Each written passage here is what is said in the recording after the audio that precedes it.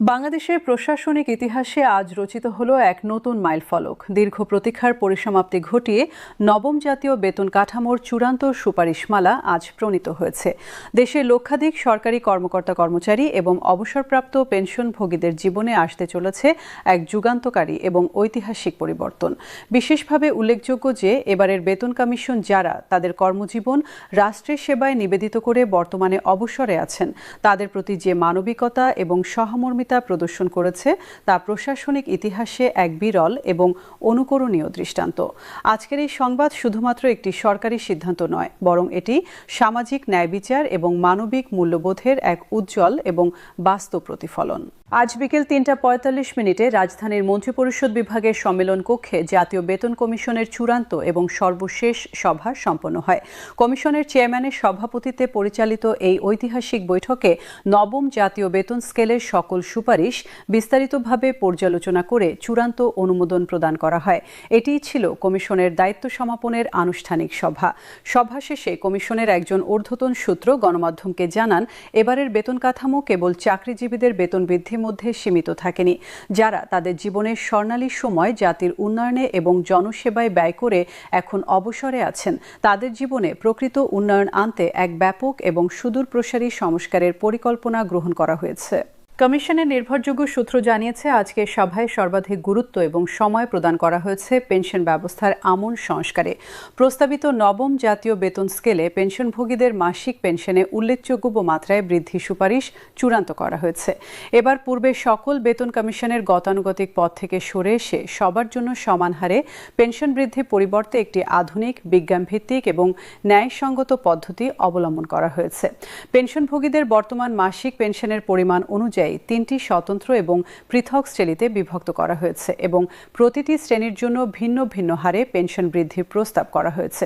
এই পদ্ধতির মূল উদ্দেশ্য হল সবচেয়ে কম আয়ের পেনশনভোগীদের সর্বোচ্চ সহায়তা প্রদান করা এবং আর্থিক বৈষম্য কমিয়ে আনা। কমিশন থেকে প্রাপ্ত বিশদ তথ্য অনুসারে প্রথম শ্রেণীতে অন্তর্ভুক্ত হয়েছেন নিম্ন আয়ের পেনশনভোগীরা।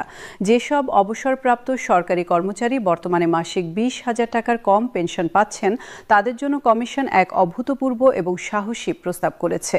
এই শ্রেণীর সকল পেনশনভোগীর পেনশন শতভাগ অর্থাৎ দ্বিগুণ করার সুপারিশ চূড়ান্ত করা হয়েছে। বাস্তব সংখ্যায় উদাহরণ দিলে, যিনি বর্তমানে 3,500 টাকা পেনশন পাচ্ছেন, তিনি নতুন কাঠামোতে পাবেন 7,000 টাকা। যিনি 6,000 টাকা পান, তিনি পাবেন 12,000 টাকা। যিনি 9,000 টাকা পান, তার পেনশন হবে 18,000 টাকা। যিনি 13,500 টাকা পান, তিনি পাবেন 27,000 টাকা। যিনি 17,000 টাকা পান, তার পেনশন হবে 34,000 টাকা।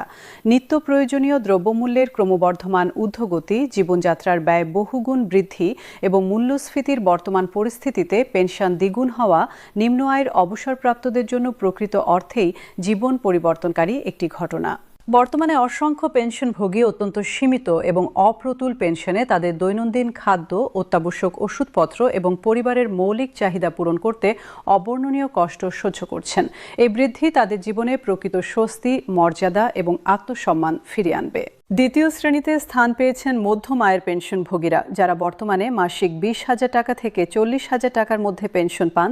তাদের ক্ষেত্রে 75% পেনশন বৃদ্ধির সুপারিশ গৃহীত হয়েছে। সংখ্যায় ব্যাখ্যা করলে, যিনি বর্তমানে 20,000 টাকা পেনশন পান, তিনি অতিরিক্ত পাবেন 15,000 টাকা এবং মোট পেনশন হবে 35,000 টাকা। যিনি 25,000 টাকা পান, তিনি পাবেন মোট 43,750 টাকা। যিনি 30,500 টাকা পান, তার মোট পেনশন হবে 53,377 টাকা। যিনি 35,000 টাকা পান, তিনি পাবেন 61,250 টাকা। যিনি 39,500 টাকা পান, তার মোট পেনশন হবে 69,120 টাকা। এই উল্লেখযোগ্য বৃদ্ধি মধ্যবিত্ত শ্রেণীর পেনশনভোগীদের জীবনমান রক্ষা করবে এবং তাদের পরিবারের শিক্ষা, চিকিৎসা, আবাসন ব্যয় এবং সামাজিক দায়িত্ব পালনে গুরুত্বপূর্ণ ভূমিকা রাখবে। বিশেষভাবে যারা সন্তানদের উচ্চশিক্ষা, কর্মসংস্থান কিংবা বিবাহ এবং পরিবারের অন্যান্য গুরুদায়িত্ব পালন করছেন, তাদের জন্য এই পেনশন বৃদ্ধি প্রকৃত সহায়তা প্রদান করবে। তৃতীয় শ্রেণীতে অন্তর্ভুক্ত হয়েছেন উচ্চ আয়ের পেনশনভোগীরা। যারা মাসিক 40,000 টাকার বেশি পেনশন পান তাদের ক্ষেত্রে 55% পেনশন বৃদ্ধির প্রস্তাব করা হয়েছে। শতাংশের হিসাবে এটি পূর্ববর্তী 2 শ্রেণীর চেয়ে কম হলেও প্রকৃত আর্থিক পরিমাণে এটি একটি উল্লেখযোগ্য এবং তাৎপর্যপূর্ণ বৃদ্ধি। উদাহরণস্বরূপ, যিনি 40,000 টাকা পেনশন পান তিনি অতিরিক্ত 22,000 টাকা পাবেন এবং মোট পেনশন হবে 62,000 টাকা। যিনি 45,500 টাকা পান তার মোট পেনশন হবে 70,577 টাকা। যিনি 52,000 টাকা পান তিনি পাবেন 80,600 টাকা।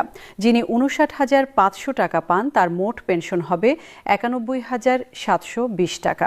যিনি 70,000 টাকা পান তিনি পাবেন 1,08,500 টাকা।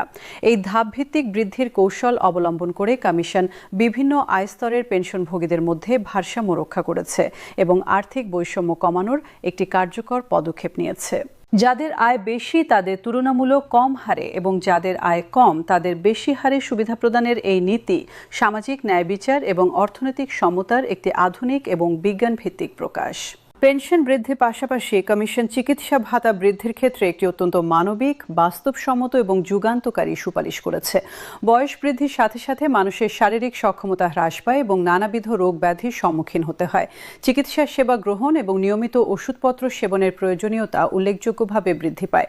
বিশেষভাবে বার্ধক্যে উচ্চ রক্তচাপ, ডায়াবেটিস, হৃদরোগ, কিডনি সমস্যা, বাতব্যথা, স্ট্রোক, শ্বাসকষ্ট সহ বহুবিধ দীর্ঘমেয়াদী এবং জটিল রোগের জন্য নিয়মিত এবং ব্যয়বহুল চিকিৎসা অপরিহার্য হয়ে ওঠে।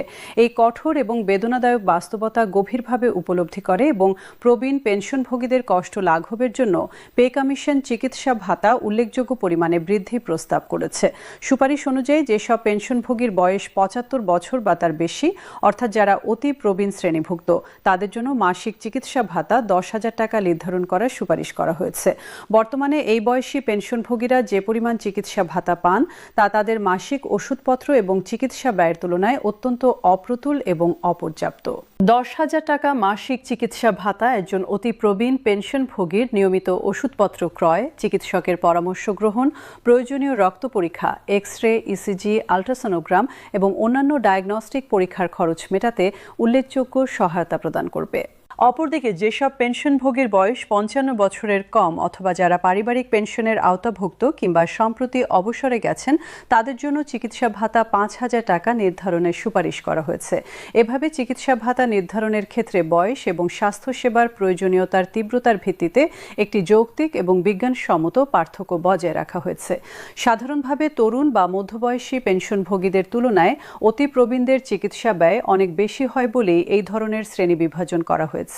যদি সরকার এই সুপারিশগুলো চূড়ান্তভাবে অনুমোদন করে এবং দ্রুততার সাথে বাস্তবায়ন করে তাহলে বাংলাদেশের পেনশনভোগীরা তাদের জীবনে প্রথমবারের মতো প্রত্যক্ষভাবে অনুভব করবেন যে রাষ্ট্র তাদের প্রকৃত চাহিদা, বাস্তব সমস্যা এবং জীবনযাত্রার কষ্টকে আন্তরিকতার সাথে বিবেচনা করেছে এবং সমাধানের পথ নির্ধারণ করেছে। প্রশাসনিক বিশেষজ্ঞ, অর্থনীতিবিদ, সমাজবিজ্ঞানী এবং নীতি বিশ্লেষকদের সর্বসম্মত অভিমত অনুযায়ী অবসরপ্রাপ্ত সরকারি কর্মচারীদের কল্যাণে এত ব্যাপক পরিসরের সংস্কার এবং এত উদার ও মানবিক সুবিধা প্রদানের প্রস্তাব এর পূর্বে কোনো